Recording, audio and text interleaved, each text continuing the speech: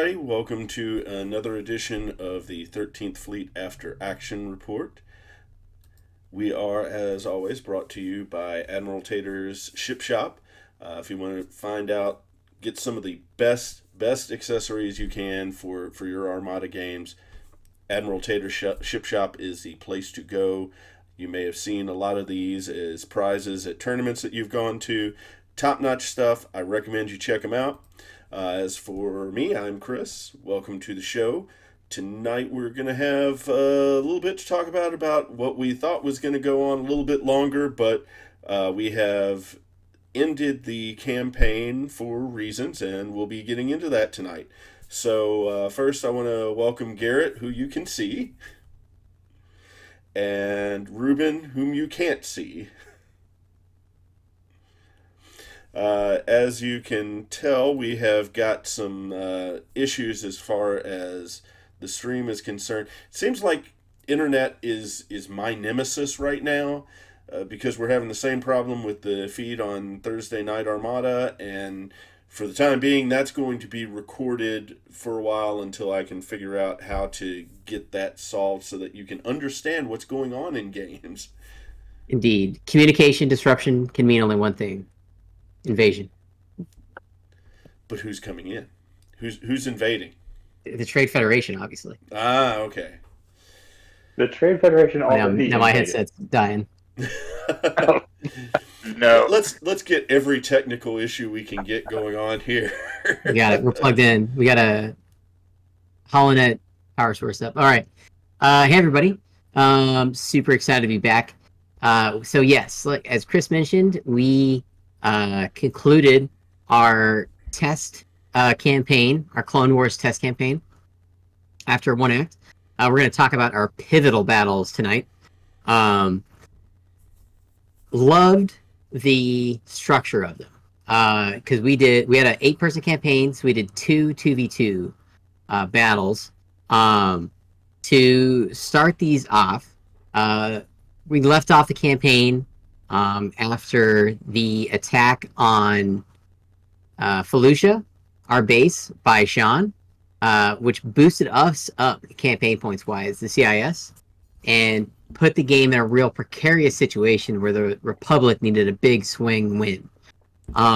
So they declared all-out offensive, which is the newly added pivotal battle option, a 4th option. And I think the inspiration from this one came from the Corellian conflict, I want to say. Is that correct, Reuben? Yeah, I took the Corellian conflict rules and then changed them a little bit so they would be more at an appropriate scale for Rebellion and the Rim size games, because Corellian conflict typically is going to be like 600 to 800 points instead of the 500-ish that pivotal battles tend to be. I didn't realize that the Corellian conflict was played on a larger scale. Yeah, so Corellian conflict, when it came out, was a 300 to 400 point situation.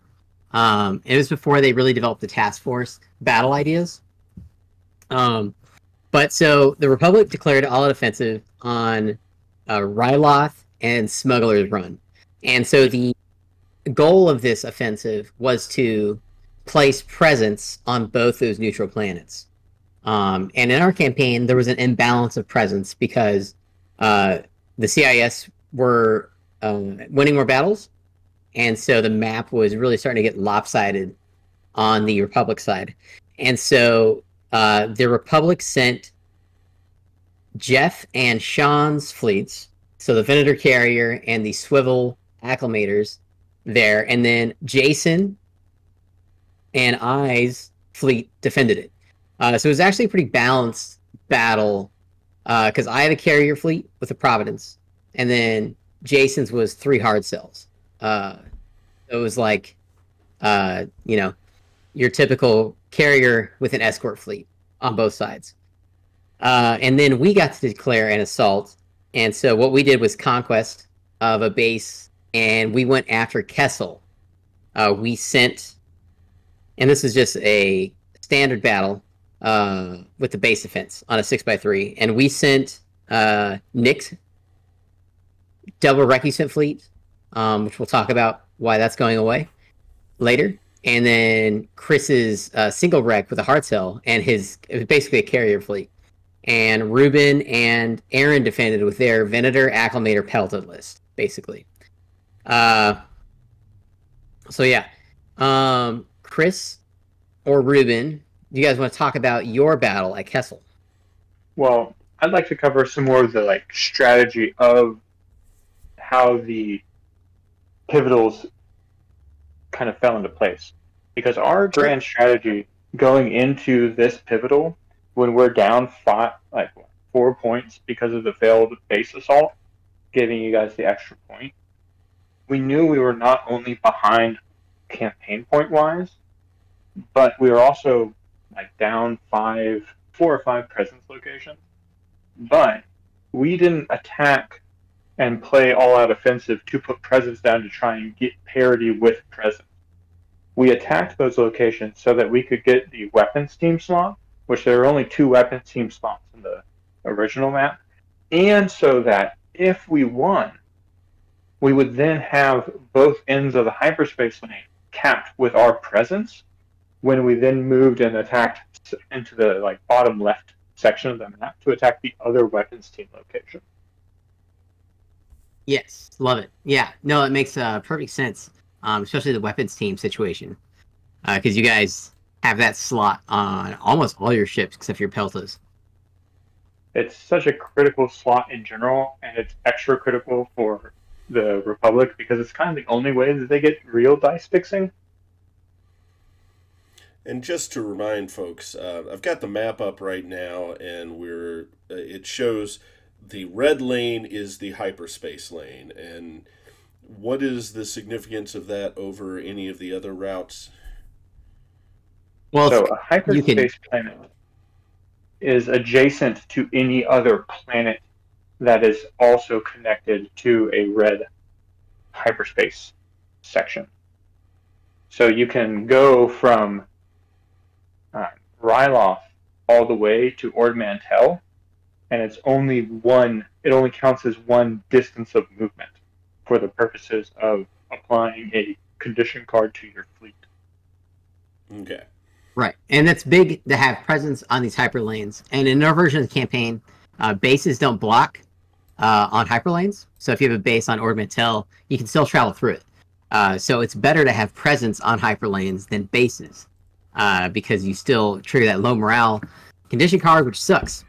It's actually one of the worst cards I have in this game. But yeah, okay, so big strategy. Republic needed weapons teams, and they needed those hyperlanes capped to help basically stem the tide of CIS aggression.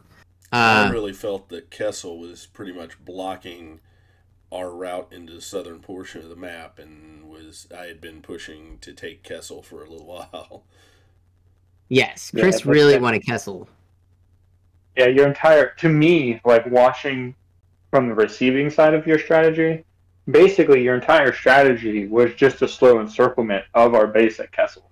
So I knew it was coming the minute that we had, let's see here, in round 2, when you guys won your first round of 3 games, and all the presence was in the area, I knew it was coming at some point.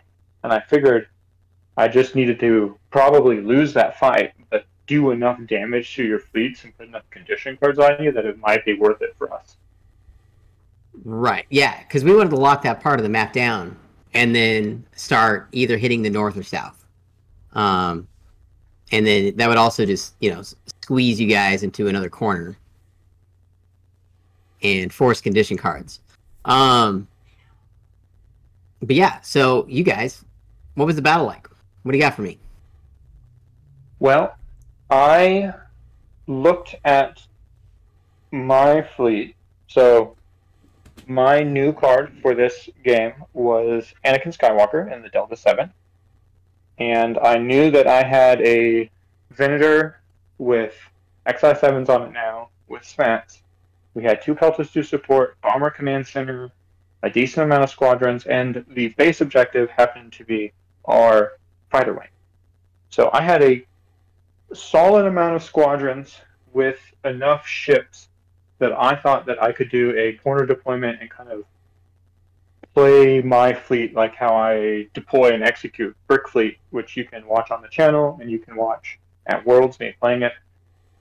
In the short term, it's angle yourself in a corner, turn into the middle of the board, and try to catch whatever you can in your double arcs and blow them up. Unfortunately, Recusants are really, really bendy. And they're really, really, really bendy when they have Master Navigator. Yes. So they danced around us, and we couldn't get the timing tempo of it to work out where we could actually get meaningful shots on their ships, because Gar ships just don't turn. And it really is really annoying.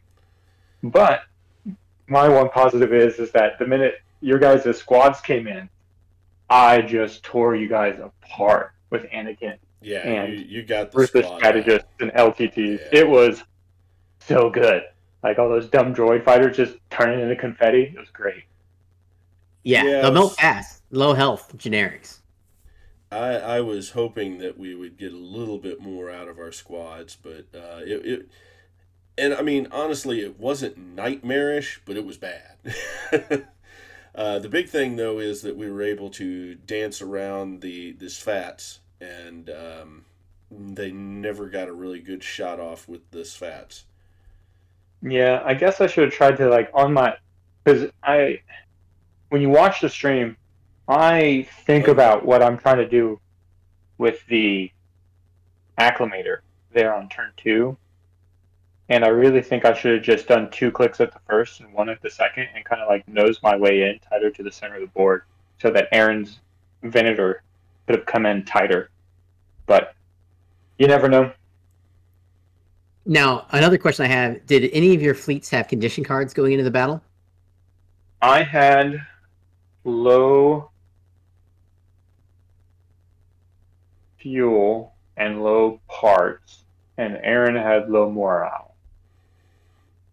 Yeah. And you guys picked my 1 less engineering point. Yeah, and then with Aaron, he could keep 1 less command token on each ship. So that low morale card, not being able to take all your command tokens is brutal against Gar specifically. Yeah. Really interesting. What was the base defense before we keep going? Fighter wing, and I took 2 Y-wings and 2 Arc 170. Wow. Okay, that's a lot. That's a lot of hull points. Yeah. It was indeed. I got ruthless strats for a reason. I think we actually did better than I anticipated, but we still got wiped. As far as I fed you the Arc 170s because I knew you would alpha into them, and they're only speed 2, and they got a lot of hull, so I figured might as well let you shoot them and then clean up whatever falls out of that engagement. That's pretty much what happened. So Recusants, like you said, super bendy. They're basically CR90s on a large base. Absolutely wild how they can turn. And get themselves out of situations. Yeah, because you can do double at 2 and 3 when you have Master Nav in a Rebellion of the Rim game. And I feel like their movement is the only reason why they don't have a defensive slot. Yes, balancing wise for sure, right? Otherwise, I find it extremely unfair. Yeah, they're really good. Of course, one of the big lessons we took from this campaign, and especially on a 6x3 map, you can't do double Recusants. And Recusants are a weird thing in Armada because the cheaper version is 85 points. Crazy cost to value. Because similar ships, like the Victory, assault frigates, even the Munificents, right, are a similar price that a large base Recusant is. And there's a Recusant with 2 double offensives, and there's a Recusant that can take, Patriot's Fist, which is the second best title in the game to Jaina's Light. I used. Yes. Well, cool. So your guys' battle ended in a CIS victory. You guys lost the squad war, but our squads are not worth very much. No. They're cheap, And the cheap, cheap, fact cheap. that they had additional squads in there kind of actually balanced out the points in the squad battle a little bit. They still won the squad battle, but not by as much as you might anticipate. What were the ship Yeah. casualties like? Our Pelta, one of our Peltas died. Our C-70 somehow went nose to nose with one of the recusants and got out alive. Wow. And then basically my Venator 2 was the center of our fulcrum, which means they got shot a bunch. And at the end of turn 5, because we had just enough activation advantage, we could do it last. I just discarded the dial to get it hyperspace out. Even though I knew that we weren't going to play another turn, it's still probably the right thing to do instead of trying to shoot with it, because I kind of figured that the other game was going to go poorly too, based on me walking around glancing at their game while we were in ours and how poorly ours was going. I figured that we would probably need to, even though we were going to lose, try to not get scarred up as much. It's a sucky decision, but it's kind of the right decision. Yeah, that's interesting. Your guys' game was close. It wasn't a blowout. Did you guys lose any ships, Chris? I don't think so, no. So the hard cell, I think you guys have one hard cell, yeah, right? We have one hard cell, but the hard cell was kind of staying out of everything.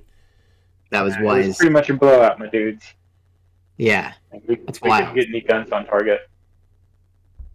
Interesting. Yeah, Triple Recusant. I mean, Triple Recusant is a hard fleet to fight in a normal, competitive scene, right? It's just good. It can turn, it can shoot. It's got a lot of reds. Really interesting. All right, so CIS took Kessel. Some more campaign points. To talk about our game. So All Defensive has a really fun battle objective. It's hyperspace assault on steroids for both players. It's really neat. So the way it works out is both teams put out victory tokens with their faction symbol. The defenders get 3, attackers get 2. And just like hyperspace assault, you can hyperspace in either 2 smalls and squads or a medium and squads at the token, like distance 1. And both teams can do this, defender and attacker. So we got there. Jason's fleet and I was 3 hard cells, a ton of tri-fighters, my Providence, that just had thermals and reserve hangar deck. And that was my only upgrades. And Jason had, I think, swivels in one, and then LTTs on the rest of the hard cells. Sean's fleet was acclimators. I'm sorry, I said swivels. I meant to say rocket troopers on his flagship, B2 rocket troopers. Sean's acclimators. What'd you say? He put B2s on one of them? He had all LTTs. Yes, all LTTs, and then B2s are an offensive. It was on one of them. Okay. And then Sean has 2 acclimators with swivel mounted batteries, and one of them has APTs, which is an awesome combo. And then Jeff had the Venator with Tranquility on it, and they had a ton of ARC 170s and Y-Wings. So they set aside one of the acclimators for their hyperspace in, and we set aside a single hard cell, one of the bare bones ones. And battle commenced, and we deployed. We added 2 dust fields, which came into great benefit to me specifically. I put my Providence on the far left flank and flew it in close to the Venator, Jeff's Venator, and I put that dust field between us so that he couldn't shoot me, which was big. And at this point, I was able to bomb his ship 2 rounds in a row, and he didn't commit his fighters to the front of the ship and just let me keep hitting the ship. And I was just stripping his shields, even with Tranquility. And then the acclimator that they wanted the hyperspace in, they didn't hyperspace it in soon enough. They recognized that after the battle. They wanted to bring it in closer to the battle, to where the tokens were in the midst of the chaos, but they couldn't get it to fit exactly how they wanted to, so they delayed another round. I decided to bring in our hard cell with Jason, and we just kept pounding the other acclimator. They finally bring in an acclimator and managed to, through that firepower, take out one of our hard cells, I think. And then, yes, one of the hard cells got taken out. I think the flagship did. And then after that, we cleaned up the rest of their ships. And then they hyperspaced out the Pelta and one of the acclimators. And then I was able to pick off all the bombers. I think one big thing about their fleet was it had a lot of bombers and not enough fighters that could fight back against other fighters. Just not enough dice, even in a back and forth squad battle. So it was a pretty big rout of Republic forces there. That's how our battle went, and that was enough campaign points to for sure like conclude the campaign in a reasonable way. But that concluded Act 1, and we took away from it a ton of lessons that we're going to integrate here. Now, first off, I do want to ask if let's talk about it felt like things got really lopsided here, and the question is that fleet composition, is that luck in some dice rolls, or is that in part to some of the rules? Well, I think it's mostly a player skill thing, because let's walk all the way back to when we were like doing the two teams. So if we look at the players on Gar, it's me. I've played all of 4 games of Gar. Jeff's played maybe 1 or 2. Sean's played 0 to my knowledge, and hasn't played that many games overall of Armada. And Aaron has been playing for 2 months, so he's still getting to grips with the game in general, and Gar's really hard to fly. So we're not particularly experienced with Gar, and Gar is probably the hardest faction to learn in general. And Garrett can attest to that. It took him a long time to get that stuff down, but when you get it all down, specifically flying it, navigating. Yeah, and when you get it down, they're very good. But on the other side, if you look at the other team, Chris, you've played a ton of CIS. Jason's played a ton of CIS. Garrett's played a ton of CIS. And Nick's he hasn't played a lot to my knowledge, but he's played a lot of Armada. Nick's a good player. So, yeah. Like, it's just, like, there's nothing you can do with these rules to try and fix not winning the games. And in fact, you shouldn't fix not winning the games, because that's not how war works. Yeah. I definitely agree. Player skill and experience. I think one big thing for people building Rebellion the Rim fleets, do not build fleets with one ship. And I think Jeff has learned this pretty severely. The problem is you really need one extra delay when activating ships. Because when you're stuck with just one ship, you have to go with it, and there's no timing anything. So you have to have a small somewhere in your fleet that's worth low points to do support. But then the biggest thing is just activation. I also would say it's probably rough on deployment too, because I mean, if you've got just your big ship there, you've got to set it out before anything else. Right, 100%. And then you have all the squadrons. But it's hard to handle all the squadrons, especially in Clone Wars where there's no rogues. So I think that's a big thing. And the C-70 could have been the Tentative 4 one, where it sends tokens. You could, since we had the base at Megiddo, he wins a green objective. He plays a green objective. We put Mercy Mission on it somehow. Another way to make that a really irritating fleet to deal with when it's Tranquility, a C-70, and a bunch of squadrons. Sounds like a headache. Of course, the other thing that I think we need to point out about fleet building in this is kind of the other end of the spectrum, where if you're building multiple ships, you don't want multiple ships to be the same ship. Oh yeah. Yes, yes. Because then you're all going after, you individually need 3 copies of everything, which is impossible long term in a game like this. It's just Yeah, not going to Rebels happen had a for you. huge problem with that in the first campaign when we had 3 torpedoes. Yeah. Yeah, I think the only reason why Nick got away with it in the first campaign was because he didn't really need anything outside of the one upgrade that he had on everything, and then whatever else was just icing on the cake. Right. But to this point, with the player experience, we've got some fun mechanics to talk about on making up for that, basically. Handicaps and comeback mechanics to help with this imbalance. Because you're never going to have a campaign that's perfectly balanced. It's just impossible, right? Unless you have the most pristine group of players around.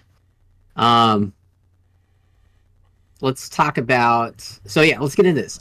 So we wrote a list and tried to make this as organized as possible. The first thing is, as a CIS, Parrot and I were trying to... we're playtesting this campaign. We're trying to break the campaign, specifically, right? Because we're not going to be able to implement good changes without it. So Parrot flew a double recusant list with B2 rocket troopers. Disgusting list. It really didn't show up how disgusting it was until that pivotal. But after that pivotal, I think everybody's well aware that it would have dominated on the table going forward, because it would have just kept picking up more upgrades. In general, like the ISD2 in our first campaign, it wasn't too terrifying at the very beginning, but then as all those ships got more and more upgrades, it got harder and harder to deal with. So multiplying that by 2 on recusants that are just super bendy, where you can't even get them pinned down anyways. Ugh. Yeah, especially we'll talk about some commander changes here too. So yeah, no double larges in fleet building. Sensible change. There's a couple we had to say it because you can do it in Rebels, double Liberty. You can do. You can't do any doubles in Empire because we removed the test bed, and Venator 2 is a unique ship. And then you can do double Providences, and then you can do double Ven 1s, which would also be a disgusting build if brought to bear with Spats. Right? Yeah. And we don't want to limit the number of larges the team can field, because we're really trying to let players play whatever they want in the ecosystem and it not spin wildly out of control. Right. Okay, so big change. I think this is my favorite change for inexperienced players. Is we've expanded the tiers for total tier for commander abilities to tier 6. So max 4 abilities, so you can't spam 6 tier 1s. Yep. Max 4 abilities, but up to 6 tiers worth. This is big because if you keep losing battles, you're going to keep getting 2 XP per battle, and at tier 4 cap, you run out of points to spend, and it doesn't matter. It doesn't help you. What do you think, Reuben? What else you got to say about this? I like it a lot. Yeah, so from a mathematical combination standpoint, with only 4 tiers, there's only really 4 different builds you can do. You can have a level 3 and a level 1. You can have 2 level 2s. You can have 4 level 1s. And then you can have like a level 2 and 2 level 1s. So regardless of what you take, those are the only like buckets you can fill. With 6 tiers, you take that and you expand it by like double. So I'm not going to go through all of them, but it makes your commanders have a lot more different things they can do, and it takes all those support ones, like the, oh, I want a fleet command slot, or oh, I want an extra fleet support one, or oh, I want just ambush gunner one because cool, it works really well. There's a lot of support pieces in the commander upgrades that don't see play because they're only 4 slots. So all you're ever going to do is you're only ever going to pick Master Navigator and Master Engineer 1, and then you're going to save your points, and then you're going to get Fighter Group Leader, because that's the only optimal thing to do. Right. That's a big thing. So speaking of Master Navigator, so this is an ability, if you understand Armada, is the most busted thing on this whole map. Because originally you can spend a nav token and it basically gives you the fleet command take evasive action. And you can change your yaw value, your last part of the tool, by an additional 1. So it's sick. It really is. Yeah. It's so dumb. We had to take it away because there's no way, there's nothing we can do to these other abilities to make them even remotely comparable to Master Nav 1. You can't do it. Well, outside of, restoring ambush gunner, but we don't want to do that. I think the Master Nav is even better than ambush gunner, right? Because I could take my Providence, which can't turn at all, and all of a sudden I can operate just fine at any speed 1, 2, or speed 2 or 3. And speed 3 for a Providence is supposed to be like a big negative factor. But with a nav token and a veteran token, I'm turning wherever I want with ease. And you could also change your speed, which is absolutely bonkers. I have a thought that just occurred to me, and I know it's probably not a good time to throw it in here because we haven't really discussed this point, but I'm really, one of the lesser used, actually 2 of the lesser used abilities, Ready Defender and Independent Raider. Now, we did use them in this setting, but I kind of feel like, what if we made it one more experience point and it did both? Oh, you mean attacker defender? You can do either one. Yeah. Maybe. Because I think that would make it more on par with the other abilities. It would make it something that was more desirable to take.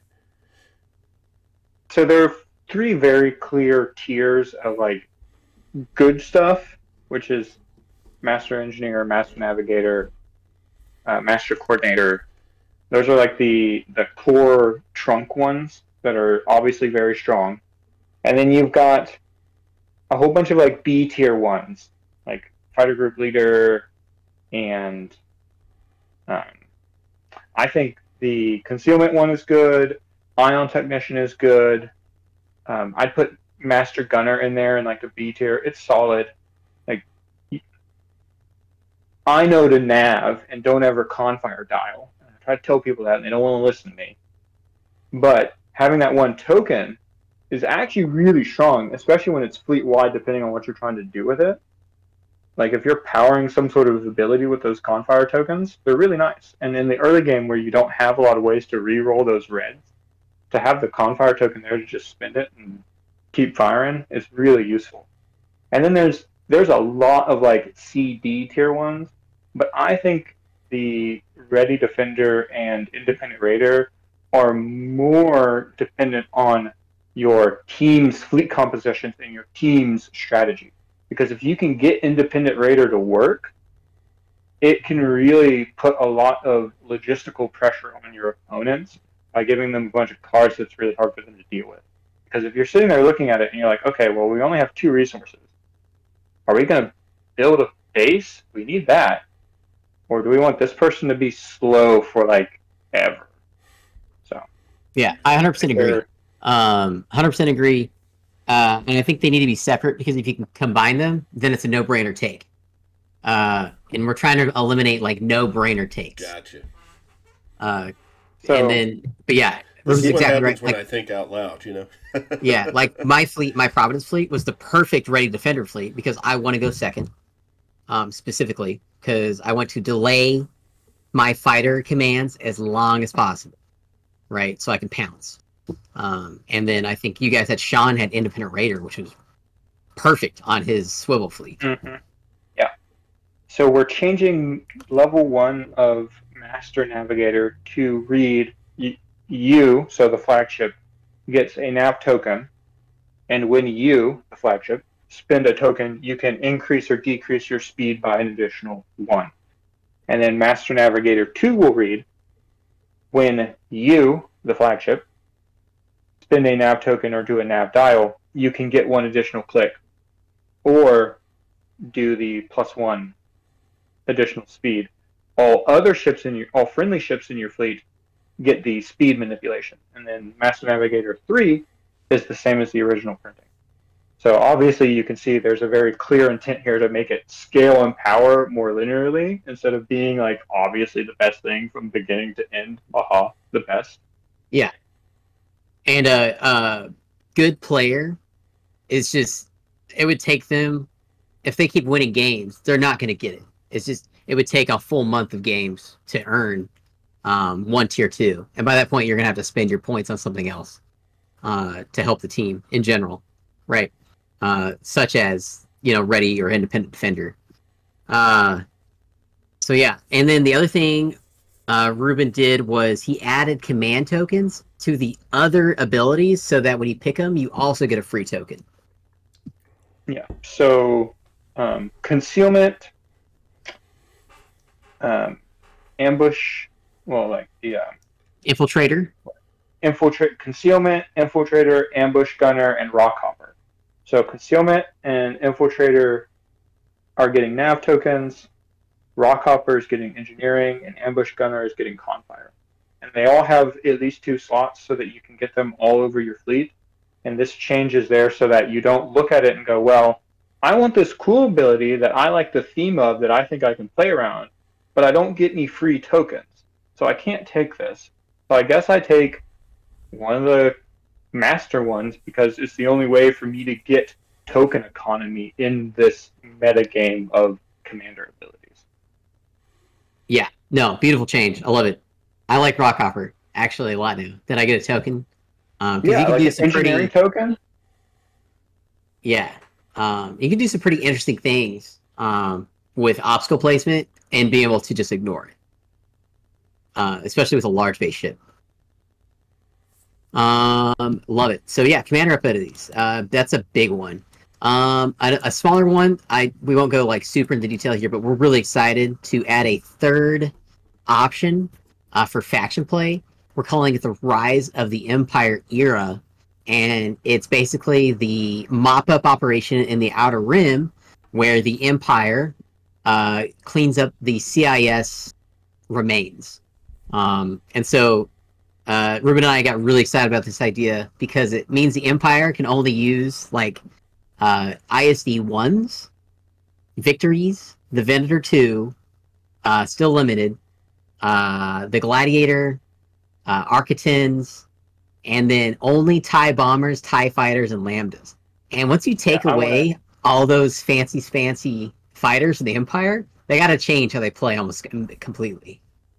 I want to try it so bad because like I'm just so interested with the idea. Yeah. Those limits. It's super cool. The other thing is the CIS loses all of its uniques. I think the only one, I went back and forth. I tried to research everybody who died, and the only one we can't prove is, I guess, TI-99. So right now he's the only unique option. And then we left the aces, because the Empire does have quite a few TIE Fighter aces and TIE Bomber aces that are available. With the exception of the ones that I knew, like, happened after episode 5 and 6. So well, I mean, most of the CIS aces are like reprograms anyway. Yeah, they're just droids, right? I guess they're the just only 2 that you wouldn't be able to use would be Wat Tambor and General Grievous. Yeah, they're gone. So yeah, I don't know. It's pretty interesting because then officer slots for the CIS you can use if it makes you think differently about how you're going to build CIS ships. So I don't know. We're really excited about it. Anything else you want to say on that, Reuben? Only other thing on this whole eras thing is that I've also removed the Venator 2 from the Galactic Empire because as we saw in Andor, they spend a whole time very early after taking control, chunking all of that stuff and getting it out. And really, it allows, when you play the two different eras, to really have a much stronger identity between the two for the Empire. Yes, love it. All right, next thing I got noted here. This is a question Reuben and I both get a lot from some of the other test groups. It's how the interdictor works. So the interdictor's got two abilities. And so the one ability is on the campaign map itself. And this is all a timing thing, and I think that's what's throwing people off. So typically when we play our special version here, Outer Rim Sieges, fleet location is a secret. But if there's an Empire player with an interdictor, they, at the start of the strategy phase, if they choose, declare where the interdictor is before anything happens at the start of the strategy phase. And then everybody knows where the interdictor is, but on the map, it's treated as a Imperial base. So you can't go through that planet when you plot your courses. I know there's a lot of people asking about simultaneous fleet movements.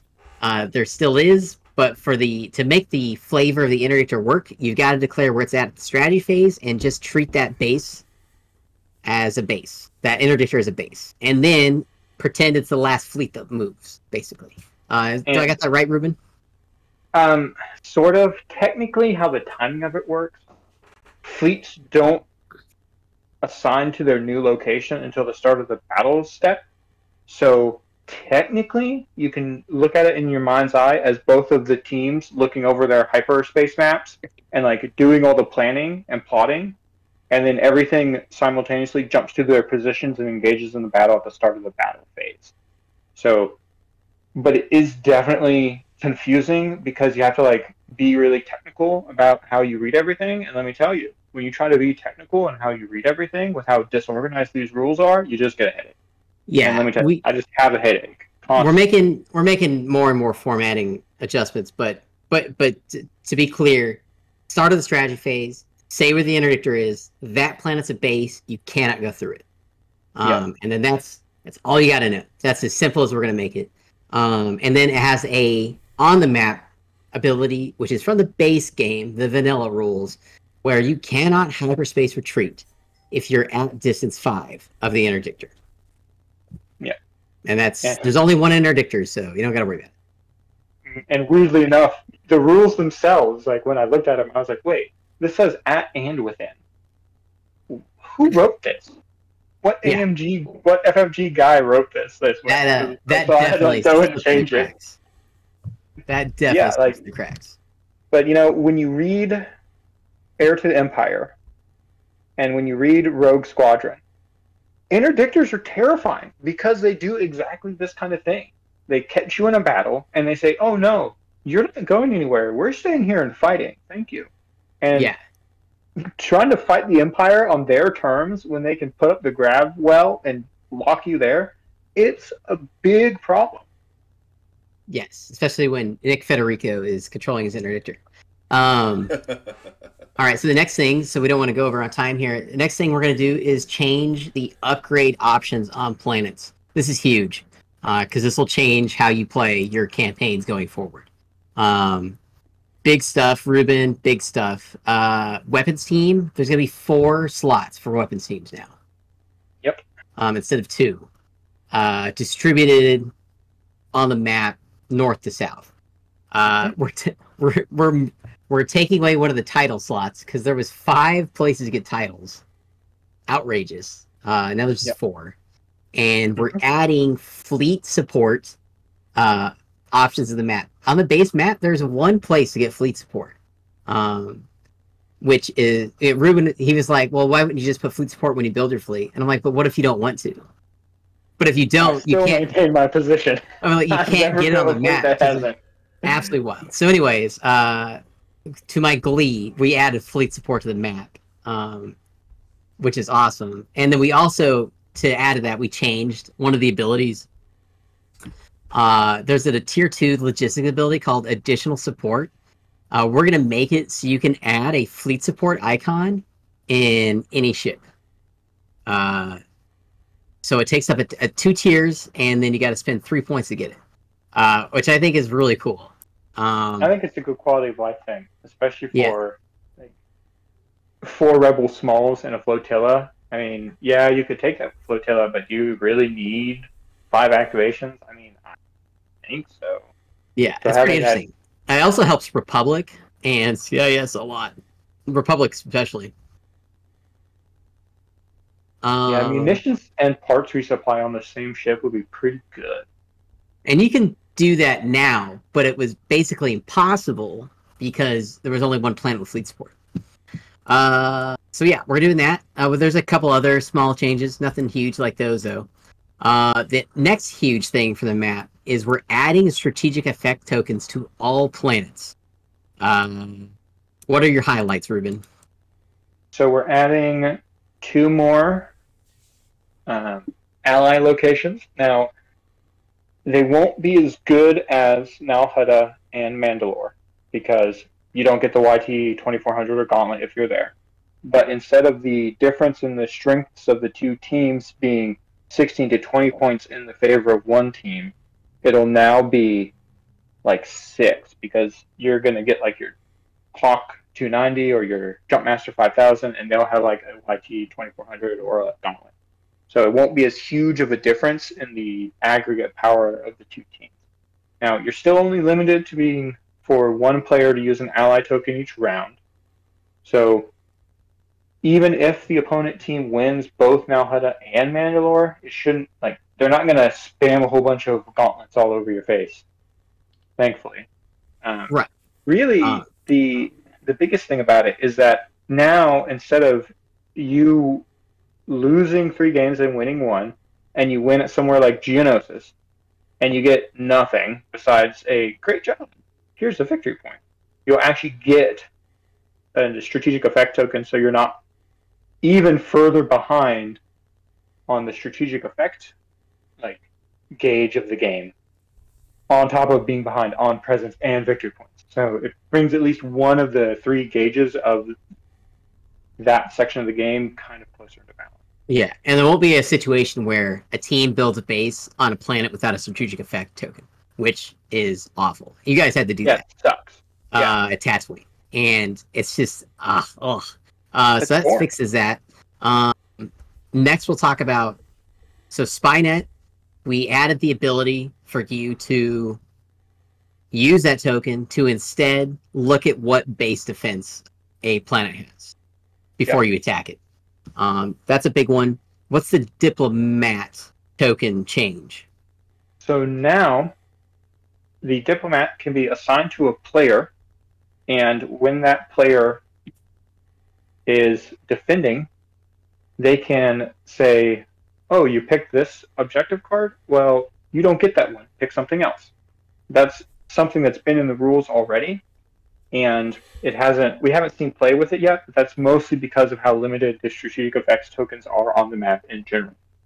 The effect that we added is, instead of picking a planet and that planet counting as your presence, instead now you pick a planet, and when you do the gather objective step of the battle phase, so that's in short terms, when you you lay out your objectives, and then any of the objectives from the planet supersede your objectives.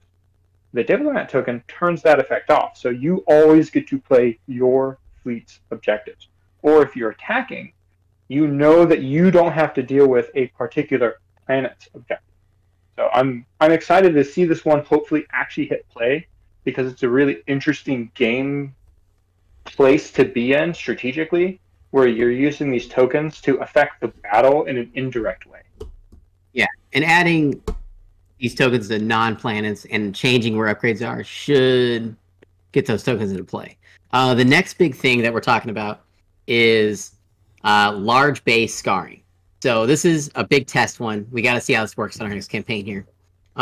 So we're trying to make larges playable and not hurt everybody's feelings. So if you have a large ship and they get half hull damage on it, instead of it being half points, you get all the points for that large. So now players with smaller fleets have an incentive to go after that large, because if you get it down half hull, you get all the points for it. I we are not sure how it's going to turn out yet, but we're excited to see if this helps with the imbalance of a Liberty versus a Architans. We'll see. Yeah. In the end, it will probably be a Pyrrhic victory if the small base fleet just full sends into the large. You should win, but what will probably happen is you'll win and have a large amount of your fleet scarred, so you're still down a little bit compared. Yeah. The other thing that we're talking about is we talked about the commander abilities, which is pretty big. The other part we wanted to do was, this is for handicaps for players. At the start of a battle, players that are in your group that you deem more inexperienced than another player, like if me is teaming up against Aaron, right? Aaron's been playing for 3 months. I've been playing for 5 years. He gets to pick an ally token, a destiny token, or a diplomat token.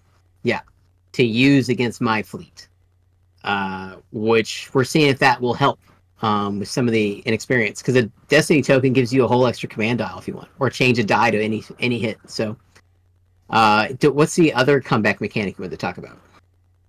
Yeah, so of course we want to help players get a little bit of a leg up so that they don't always lose against one person and have a real game against other people. It's not particularly fun, obviously. And then the other kind of catch-up mechanic we're going to implement for this is when a team gets behind, instead of calling the climactic battle and saying, well, this is just going to be the end of the campaign, we're really far behind. Instead, the war machine of their faction will send them more support. So every fleet, when they do the refit and expand fleet step, they will get an additional base upgrade card added to their fleet. So their fleets will increase in power faster than the winning team, the team that's ahead's fleets, to hopefully give the team that's behind a step up on one of the relative tracks of the game, so that they can start getting those wins back to try and bring the campaign itself closer to parity. Yeah, which I love. So with all that being said, it may be pretty obvious that a new campaign is getting ready to start, although we won't be doing that this coming week. This coming week we'll actually have a 400-point battle that's going to be recorded and posted on the weekend, because we can't figure out the stupid audio issues. But moving forward beyond that, we have had some discussions and we can't really decide what's best. So we're going to put it to you, the viewers, what you want. And I'm going to be posting this poll on the Facebook page so that you can help us figure out, do you want to see this new campaign, or do you want to see some more traditional Armada fights on Thursday Night Armada? I have enjoyed the smaller battles. I think they're a lot of fun, and I think they're a lot of fun to watch as well.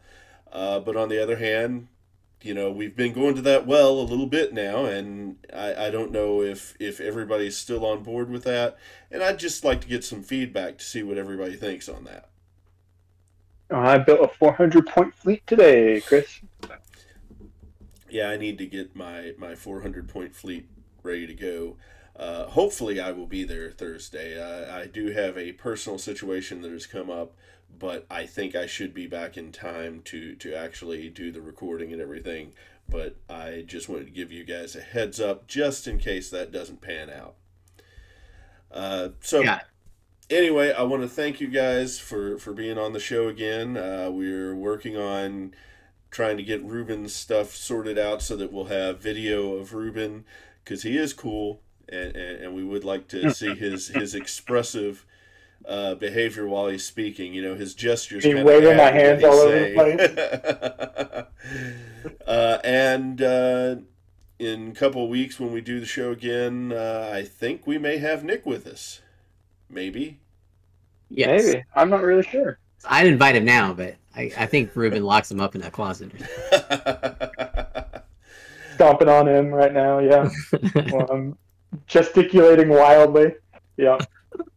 Well, with that, I am going to say goodnight to you guys and then take a few moments to say goodnight to the audience. So thank you for joining me again. All right, thanks, Chris. Have a good night, Chris. So thank you for joining the show tonight. A lot of information on how the campaign's working. And again, like I said, we are going to be doing another campaign.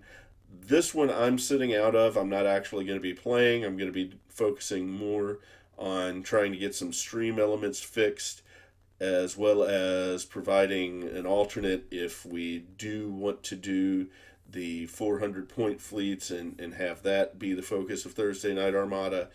I want to give you guys the opportunity to chime in and tell me what you think. Tonight, I'm going to post a question on Facebook. I'm going to share it on all the other sites that we have so that you guys can jump on there. Let me know what you think so that we give you the viewing experience that you want to have. I do have to say that I really, really, really enjoy playing with the smaller fleet sizes. I think it speeds things up, and it also gives you something that you don't normally get to see. But on the other hand, a lot of people do want to see some strategy on the more tournament based stuff. We probably will we should have a lot more of that coming up as we start entering tournament season. But with that, Thursday Night Armada will not be streamed this week. Just a reminder, you will see the recording that we will post on YouTube on Saturday. And then after that, on Monday, we will have Mallet and I doing our SWOTR stream. And coming up, I'm getting a new computer soon, getting a new setup, and getting Star Wars Outlaws. So there will be a Star Wars Outlaws stream that I will be starting, and I'm really, really looking forward to sharing that with you guys. So I hope you're as excited about that as I am. With that, I am going to say good night. Take care, everyone.